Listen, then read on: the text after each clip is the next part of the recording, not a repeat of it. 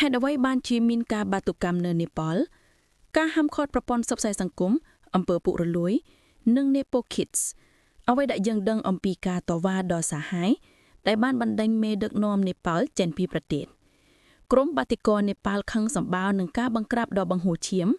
បានផ្កើនឹងបំរាមកោចររបស់ប៉ូលីសនិងបានដើរតាមផ្លូវនានានៃរាជធានីកាត្មណ្ឌូកាលពីថ្ងៃអង្គារដោយដុតបំផ្លាញតុលាការកំពូលសភានិងអគាររដ្ឋាភិបាលផ្សេងទៀតនៅក្នុងថ្ងៃចុងក្រោយនៃការតវ៉ាដែលដឹកនាំដោយ Generation Z ដែលបានផ្ដួលរំលំនាយករដ្ឋមន្ត្រីរបស់ប្រទេសហេម៉ាឡុយក្រុមមន្ត្រីបាននិយាយថាយ៉ាងហោចណាស់មនុស្ស22នាក់ត្រូវបានសម្លាប់និងរាប់រយនាក់បានរងរបួសនៅក្នុងការប៉ះទង្គិចគ្នានៅក្នុងទីក្រុងកាត្មណ្ឌូដែលបង្កឡើងដោយការហាមឃាត់របស់រដ្ឋាភិបាលលើវេទិកាប្រព័ន្ធផ្សព្វផ្សាយសង្គមប៉ុន្តែត្រូវបានជំរុញដោយអអន់ចិត្តយ៉ាងជ្រាលជ្រៅចំពោះអំពើពុករលួយដែលរីករាលដាលដោយអសេរីជននយោបាយរបស់ប្រទេសនិងកង្វះឱកាសសេដ្ឋកិច្ចសម្រាប់ជនជាតិនេប៉ាល់ធម្មតាទីភ្នាក់ងារសារព័ត៌មាន Reuters បានរាយការណ៍ថាពួកនេះបានប្រើប្រាស់គ្រាប់រំសេកានុនបាញ់ទឹកនិងឧស្ម័នបង្ហួតលើកព្រេងប្រឆាំងនឹងក្រុមបាតិកោរូបថតដោយ Reuters បានបង្ហាញកាលពីថ្ងៃអង្គារផ្សាញ់ហៅឡើងលើមេឃពីលើរាជធានីខាតអាកាសយានដ្ឋានអន្តរជាតិដ៏សំខាន់របស់ប្រទេសនេះត្រូវបានបិទដោយសារតែអំពើហិង្សានេះបើតាមការជូនដំណឹងមួយដែលបានបង្ហោះកាលពីរសៀលថ្ងៃអង្គារនៅល្ងាចនោះកងទ័ពនេប៉ាល់បានបញ្ជូនកងទ័ពទៅកាន់ទីក្រុងកាត្មណ្ឌូដើម្បីគ្រប់គ្រងស្ថានភាពសម្រាប់សន្តិសុខភាពនៃប្រទេសនេប៉ាល់និងនេប៉ាល់ប្រទេសនេប៉ាល់ដែលជាប្រទេសហេម៉ាឡៃដែលមានប្រជាជនចំនួន30លាននាក់ត្រូវបានស្គាល់សម្រាប់គោលនយោបាយដ៏ច្របល់ច្របល់របស់ខ្លួននិងបានឃើញរដ្ឋាភិបាលជាច្រើនចាប់តាំងពីវាបានផ្លាស់ប្ដូរទៅជាសាធារណរដ្ឋមួយបន្ទាប់ពីលុបចោលរបបប្រជានិយមដែលមានអាយុកាល239ឆ្នាំរបស់ខ្លួននៅក្នុងឆ្នាំ2008បន្ទាប់ពីសង្គ្រាមស៊ីវិលរយៈពេល1ទសវត្សរ៍ទោះបីជាយ៉ាងណាក៏ដោយការតវ៉ាចុងក្រោយបង្អស់នេះដែលដឹកនាំដោយមនុស្សមានអាយុចាប់ពី13ទៅ28ឆ្នាំក្រុមដែលគេស្គាល់ថា Generation Z គឺជាការចលាចលដ៏អាក្រក់បំផុតរបស់ប្រទេសនេប៉ាល់ក្នុងរយៈពេលជាច្រើនទសវត្សរ៍នាយករដ្ឋមន្ត្រីនេប៉ាល់ KP Sharma Oli បានប្រកាសលាកដាំងតំណែងកាលពីថ្ងៃអង្គារនៅក្នុងចំហែកទុំមួយដែលលើកឡើងពីស្ថានភាពមិនធម្មតានៅក្នុងប្រទេសនេះបើតាមចម្លងនៅចំហែតូដែលបានបង្ហោះនៅលើប្រព័ន្ធផ្សព្វផ្សាយសង្គម Reuters បានរាយការណ៍ថាវីដេអូបានបង្ហាញថាក្រុមបាតិកោរូបយកផ្ទះឯកជនរបស់អូលីកាលពីថ្ងៃអង្គារហោមប្រតិកោអាចទៅគេឃើញថាបានចូលទៅកាន់ទ្រព្យសម្បត្តិនិងបំផ្លាញគ្រឿងសង្ឃហាមុននឹងដុតបំផ្លាញចោលនេះគឺជាអ្វីដែលយើងត្រូវដឹងអំពីការចលាចលដែលកំពុងឆាបឆេះនៅក្នុងប្រទេសហេតុអ្វីបានជាមានការតវ៉ានៅប្រទេសនេប៉ាល់ការខឹងសម្បាំងនៅរដ្ឋាភិបាលចំពោះអ្វីដែលមនុស្សជាច្រើនចាត់ថាកំពុងរីករាលដាលអំពើពុករលួយជាងទសវត្សរ៍បានកំពុងឆាបឆេះមិនហើយនៅវាឆាបហៅពេញផ្លូវនៅរាជធានីកាត្មណ្ឌូកាលពីសប្តាហ៍មុនបន្ទាប់ពីរដ្ឋាភិបាលបិទវេទិកាប្រព័ន្ធផ្សព្វផ្សាយសង្គមរួមទាំង Facebook, Instagram, WhatsApp, YouTube និង X នៅក្នុងសកម្មភាពដែលត្រូវបានរិះគន់យ៉ាងទូលំទូលាយដោយក្រុមសិទ្ធិមនុស្សនិងក្រុមអង្គការសង្គមស៊ីវិលអ្នករៀបចំនិយាយថាការតវ៉ានេះមិនមែនជាការហាមឃាត់ប្រើប្រព័ន្ធផ្សព្វផ្សាយសង្គមប៉ុន្តែថ្មីថ្នូរទៀតនោះគឺជាការបាត់បង់ចិត្តបន្តិចពីចំនួនមុនសម្រាប់ឱកាសសេដ្ឋកិច្ចមិនល្អស្ត្រីវ័យក្មេង28ឆ្នាំដែលបានចូលរួមការតវ៉ាកាលពីថ្ងៃច័ន្ទនិងថ្ងៃអង្គារបានប្រាប់ CNN ថាខណៈពេលដែលកត្តាចម្បងនៃការតវ៉ាគឺការហាមឃាត់ប្រព័ន្ធផ្សព្វផ្សាយសង្គមចុងក្រោយប៉ុន្តែប្រវត្តិជនជាតិដែលបង្កអំពើពុករលួយនិងអភិបាលកិច្ចមិនល្អគឺជាហេតុផលចម្បងដែលមនុស្សជាច្រើនមិនលៀនចេញតវ៉ាតាមដងឌុកផ្លូវបាតិកោដែលសុំមិនបញ្ចេញឈ្មោះដោយភ័យខ្លាចការសងសឹករបស់រដ្ឋាភិបាលបាននិយាយថា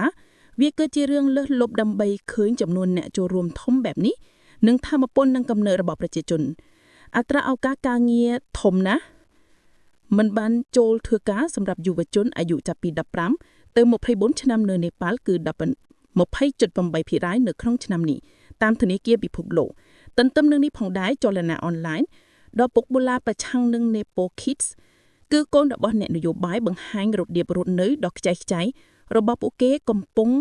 ជំរុញឲ្យមានការខឹងសម្បើមថែមទៀតដោយបង្ហាញភាពខុសគ្នារវាងអ្នកកំណត់អំណាចនិងនេប៉ាល់ធម្មតាសេដ្ឋកិច្ចរបស់នេប៉ាល់ពឹងផ្អែកលើបន្លែដែលផ្ញើចូលផ្ទះវិញ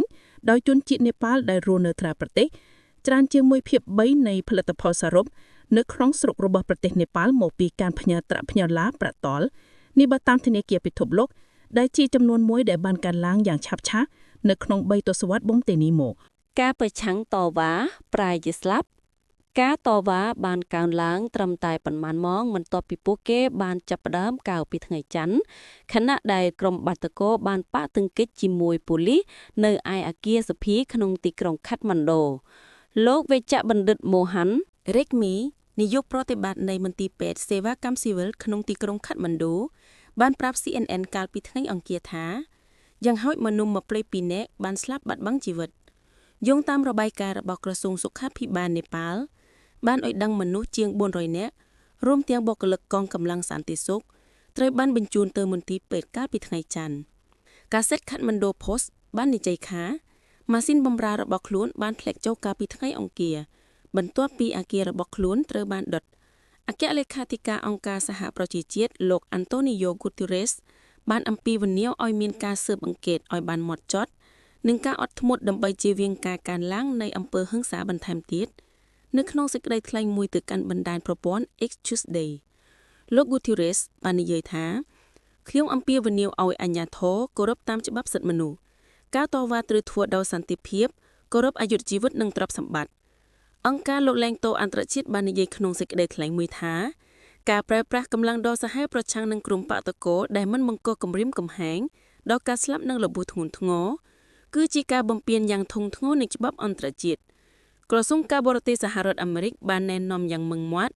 ពលរដ្ឋអាមេរិកទាំងអស់ក្នុងប្រទេសនេប៉ាល់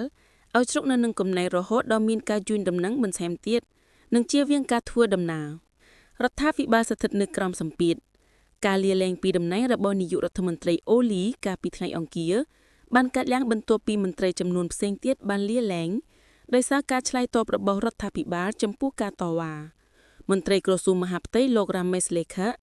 បានលាលែងកាលពីថ្ងៃច័ន្ទបន្ទាប់ពីអំពើហិង្សាជាមួយរដ្ឋមន្ត្រីក្រសួងកសិកម្មទឹកនិងសុខាភិបាលមួយថ្ងៃក្រោយមក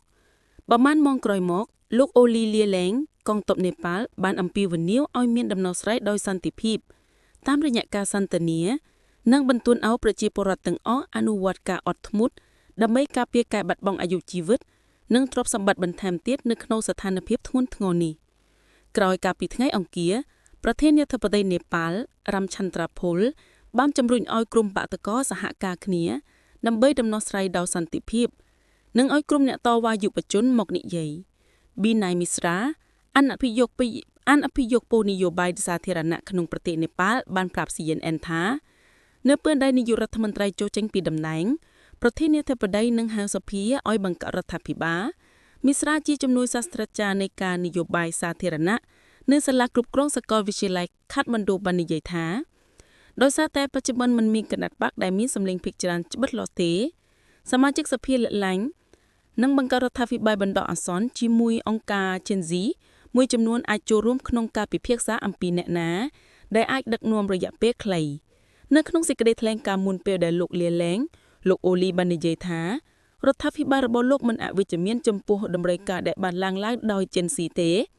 ហើយលោកបាននិយាយថាលោកមានការសោកស្ដាយយ៉ាងខ្លាំងចំពោះឧបទ្ទហេតុការណ៍ពីថ្ងៃច័ន្ទលោកក៏បន្ទោសការជុតគ្រឿងដោយសារការជួញឈោដោយក្រុមផលប្រយោជន៍ជាច្រើនដោយមិនបញ្ជាក់លម្អិត